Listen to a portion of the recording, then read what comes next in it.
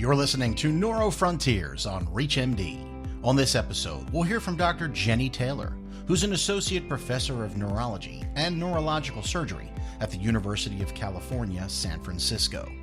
She'll be discussing characteristics of mutated isocitrate dehydrogenase, or mIDH gliomas, and key considerations for treating them, which she spoke about at the 2025 American Academy of Neurology annual meeting. Let's hear from Dr. Taylor now.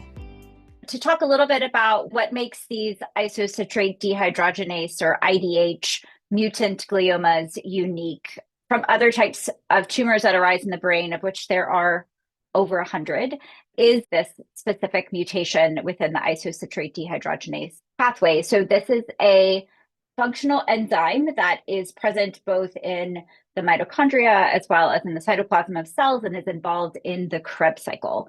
And so during its normal function, isocitrate dehydrogenase ends up producing alpha-ketoglutarate, which goes on to sort of power cells.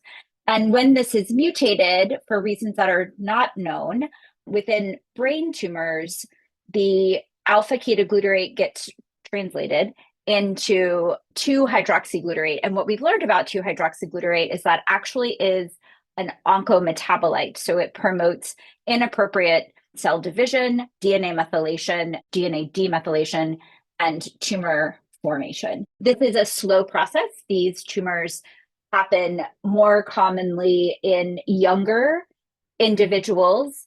And we think, though of course we don't know, that it may take decades for these tumors to form. And this is in contradiction to glioblastoma, which is the most common primary brain tumor, which does not harbor this IDH mutation. That tumor is more common, much more aggressive, with a shorter survival, and seen in older patients. The treatment approach historically for these mutant IDH gliomas has been pretty controversial. I think because these are younger patients, this is a very rare tumor type, but it has a longer prognosis. So people are living longer with these types of tumors.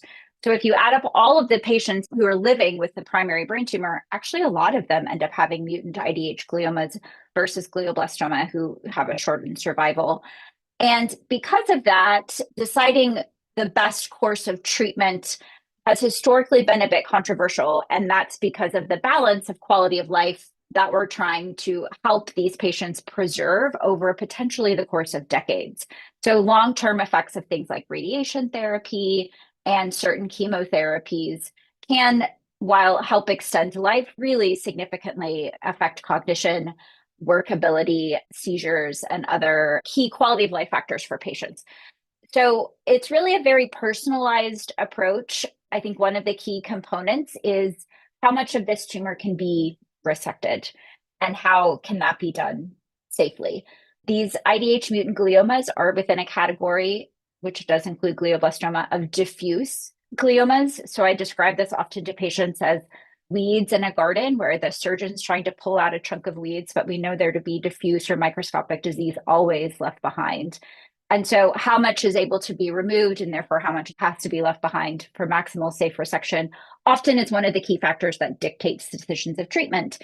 For a slow-growing grade 2 IDH mutant tumor, we may just watch that patient over time. Other patients that have more aggressive features histologically, or patients for whom there's significant residual burden of disease based on the location of their tumor, may require more aggressive upfront treatment, such as radiotherapy or chemotherapy. And even the type of chemotherapy has been very controversial for how to manage these patients, either combination of procarbazine, CCNU, and vincristine, or temozolomide, which is something that we use in a lot of other glioma types.